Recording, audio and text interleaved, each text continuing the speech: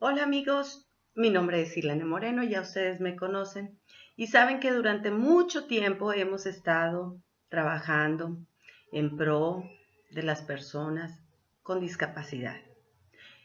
Hemos tenido en esta semana mucha actividad en nuestra biografía en Facebook, en el fanpage de PCI Tesoros de Luz y haciendo campaña para que los derechos de las personas con discapacidad sean reconocidos.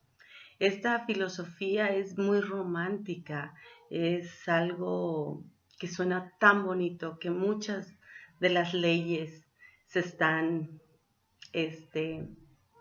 promulgando a favor de las personas con discapacidad.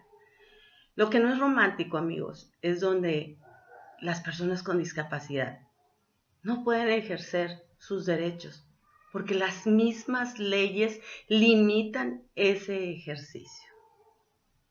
Es triste, sí. Es una realidad, sí. Que puede cambiar, sí. Pero necesitamos mucha congruencia, amigos. Necesitamos mucha voluntad. Necesitamos mucho ímpetu por medio de las asociaciones, las personas que tenemos hijos con discapacidad, los legisladores y todas aquellas personas que en realidad reconozcan el valor de las personas con discapacidad. No es un valor que si se les quiere dar, si se lo merecen, si son capaces de desarrollar sus leyes, de desarrollar sus habilidades. No, no, no, no, no. No, no se trata de si se puede o no se puede. Las personas con discapacidad son personas que forman parte de nuestra diversidad y por el hecho de ser personas, somos sujetos de todos los derechos y de ejercer estos derechos plenamente en igualdad de condiciones. Es así, muy simple. No estamos legislando para una piedra. Estamos hablando de personas como tú y como yo. Diferentes, sí. Y esa no es la situación. La situación es que ahora, gracias a Dios, y pongo aquí a Dios porque ha sido un acto de fe el que se haya reformado el artículo primero constitucional, donde ahí se le da cabida a nivel constitucional a los tratados internacionales, que ciertamente no son muy desatinados, definitivamente no. Hablamos de la Convención para la Protección de los Derechos de las Personas con Discapacidad y esto no es una norma para legislar, para hacer más leyes en favor de las personas con discapacidad. Es solamente una herramienta para hacer política, para que los ayuntamientos, las personas que están al frente de legislar tengan una herramienta política, o sea, que sepan qué hacer para que estas leyes se armonicen y no se crean más derechos o más leyes de los que ya existen. Realmente nosotros como ciudadanos, como personas, merecedoras de derechos y libres para ejercer estos mismos.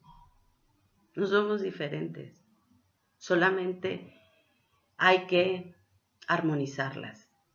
Ahí tenemos, por ejemplo, en el caso de que las personas con discapacidad intelectual en una situación de capacidad grave o severa, no pueden, cuando se quedan sin padres, no pueden ellos mismos hacer los trámites para que su servicio médico les sea extendido. Esto es en la ley del IMSS.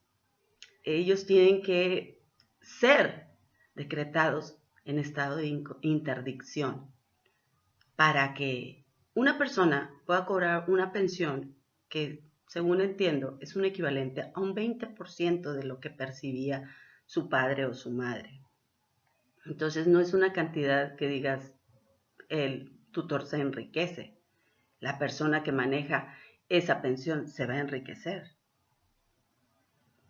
No, no es así.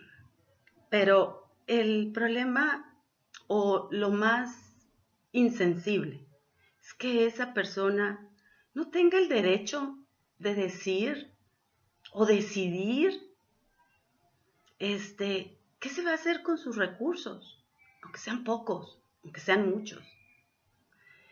Yo creo que ahí es muy fácil porque dices, una persona con discapacidad múltiple, ¿cómo puede hacer valer sus derechos? ¿Quién puede hacer valer sus derechos? ¿Quién lo puede apoyar a hacer valer sus derechos? Y yo me pongo a pensar, en el caso de que yo un día esté en una situación de coma, hospitalizada, con una sonda en la garganta, con un respirador, tengo que dejar una persona que decida sobre si me perpetúan los medios para que yo viva o los retiran. Pues es muy sencillo, es muy sencillo. ¿Qué puede hacer una persona con discapacidad intelectual grave o severa? ¿Qué puede hacer una persona con discapacidad múltiple que no habla, que nunca ha salido de su casa o que nunca ha hecho un trámite bancario, nunca ha tenido una cuenta de banco que ella misma la haya aperturado? ¿Qué pueden hacer? ¿Qué pueden hacer los legisladores en ese caso si no es ponerlos en un estado de interdicción? Eso es muy sencillo. Hay una convención internacional para niños y niñas. ¿Y qué se hace con un menor de edad que no sabe? No sabe qué es lo mejor para él. Nos vamos a su historia, amigos. Nos vamos a su historia, de dónde viene, cómo se formó, más o menos cuál es lo que nosotros interpretamos que esa persona desearía fuera su voluntad. Es muy sencillo. Tenemos un hijo con discapacidad múltiple que no habla, que no escribe. A lo mejor no porque no sepa, sino porque su discapacidad no se lo permite. Entonces, ¿cómo va a expresar su voluntad? Yo nada más voy a ser un conductor. Yo nada más voy a ser un medio para decir, mi hermano con discapacidad prefería al mayor. Él siempre tuvo gran apego con su hermano mayor. El hermano mayor retribuía las atenciones que le daba, las sonrisas, le dedicó tiempo. Entonces, creo que quien puede manejar sus finanzas o firmar o ayudarle a firmar o a poner su huella en un contrato de una tarjeta de débito bancaria, pues puede ser mi hermano mayor. Vámonos a la historia, vamos a conocer, se supone que somos familia, que conocimos cómo, qué actividades hacía esa persona. Cuando estaban los padres, le gustaba, lo llevábamos al cine, él daba de gritos, se mostraba excitado porque iba a salir. Entonces determinó que a esa persona le gustaba ir al cine. Entonces determinó que esa persona quiere seguir yendo al cine. Determinó que cuando entraba un amigo a visitarlo, él se ponía muy contento, se le abrían sus ojos. A lo mejor no decía bienvenido, qué bueno que viniste, pero se le notaba entusiasmo. Yo creo que en cualquier grado de discapacidad, hay alguna forma en la que demostramos entusiasmo, en la que demostramos aceptación. Entonces es por ahí, amigos, es por ahí por donde las leyes tienen que cambiar, donde lo que es accesibilidad tiene que ser como un intérprete, un traductor, una persona con capacidad psicológica que pueda decir lo que estas personas quieren decir. Solamente es eso, lo que quieren decir. Eso es lo que tenemos que escuchar. No pueden estar perdiendo su capacidad jurídica. Sin capacidad jurídica, nosotros no tenemos derechos. Y por lo tanto, la inclusión no existe. Gracias a los tratados internacionales, hemos comprendido que la discapacidad está en la sociedad, en las barreras, en la falta de accesibilidad, de diseño para todos. No tenemos que poner handicaps en una rampa, en un estacionamiento, en un elevador. Simple y sencillamente las hay. Simple y sencillamente las tenemos. Contamos con eso. ¿En dónde? En las ciudades soñadas, en los países soñados. Sí, pero para allá vamos. Ya no va a haber tantos señalamientos si son para personas con discapacidad, si son para personas mayores, si son para personas embarazadas. No, es con diseño para todos. Es con diseño para todos. Hay una rampa y es con diseño para todos. Por ahí pasa el que lleva su diablito para trasladar su mercancía, por ahí pasa la persona con discapacidad con silla de ruedas, por ahí pasa el adulto mayor que no puede subir escaleras. Es con diseño para todos. Eso es accesibilidad. Con diseño para todos. Y vamos ahora al tema de ¿qué hacemos? ¿Qué hacemos nosotros como padres para decidir y determinar qué va a ser del futuro de nuestros hijos? Hagamos granjas donde solamente vivan personas con parálisis cerebral. Hagamos casas donde ahí tengan trabajo y colonias con todos los requisitos para que vivan personas con síndrome de Down. Señores, estas características en la discapacidad son su clasificación por las características, pero no por la patología. Estamos muy mal en haber hecho una ley para personas con autismo.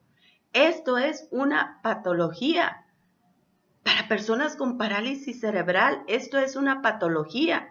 Para personas con síndrome de Down, esto es una patología. Nos vamos a volver locos creando tantas leyes. Sí, yo quisiera hacer una ley para mi hija Aranza, pero no es bueno para todos. No es bueno para la sociedad. No es bueno para su desarrollo. No es bueno para defender sus derechos. En este caso, la ley de autismo pienso que debió haber sido solamente una reforma en la ley de personas con discapacidad e incluirlos. No podemos volver atrás. No podemos volver al modelo médico asistencial y decir que las personas con discapacidad son los paralíticos, los autistas, los Down. No, amigos, no. Son personas con discapacidad intelectual, personas con discapacidad motriz, personas con discapacidad visual, personas con discapacidad auditiva. y en los términos correctos, sordos y ciegos. También tenemos que manejar un lenguaje inclusivo, incluyente. Las personas con discapacidad no sufren ni padecen. Ya dejemos de atrás eso. Eso es eugenésico. Quiere decir que las personas con discapacidad son vidas que mejor no se hubieran vivido. Así. ¿Por qué? Porque vienen a sufrir, vienen a padecer. No, amigos, las personas con discapacidad no sufren ni padecen. Las personas con discapacidad viven, gozan, disfrutan la vida. Han luchado por ella en muchas ocasiones. Se han enfrentado, ahora sí que pudiéramos decir, a complicaciones médicas y las han superado. El milagro no es que las personas con discapacidad motriz caminen. El milagro no es que las personas con discapacidad visual vean. El milagro no es que las personas con discapacidad intelectual sean capaces cognitivamente. El milagro es que están con nosotros. Ese milagro ya se los dio. Ahora, ¿qué hay que hacer con ese milagro? ¿Qué hay que hacer con ese regalo que se llamó vida? Pues vivirla plenamente y luchar porque ellos la vivan plenamente. De eso se trata. De eso se trata todo esto. Las visiones eugenésicas que surgieron en la Edad Media de que las personas con discapacidad eran exterminadas, eran un pecado que cometieron los padres. Ya quedó atrás, y quedó atrás por la visión médica de los 50, cuando llegaron tantas personas con discapacidad motriz que venían de los embates de la guerra y ¿qué más podían hacer?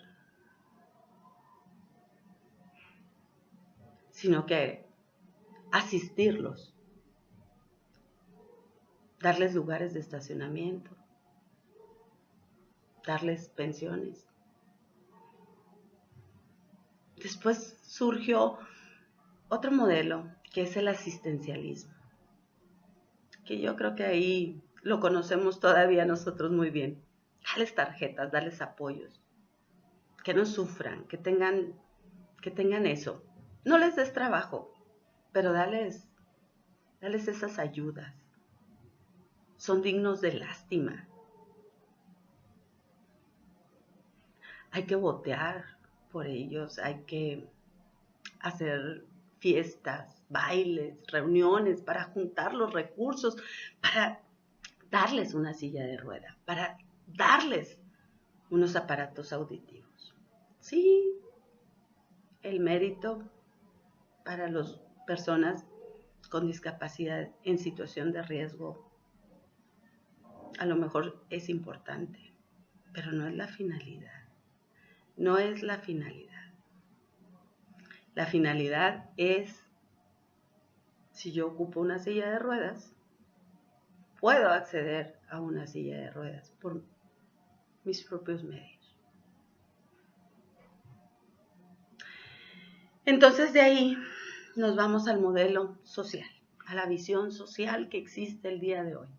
Las personas con discapacidad son personas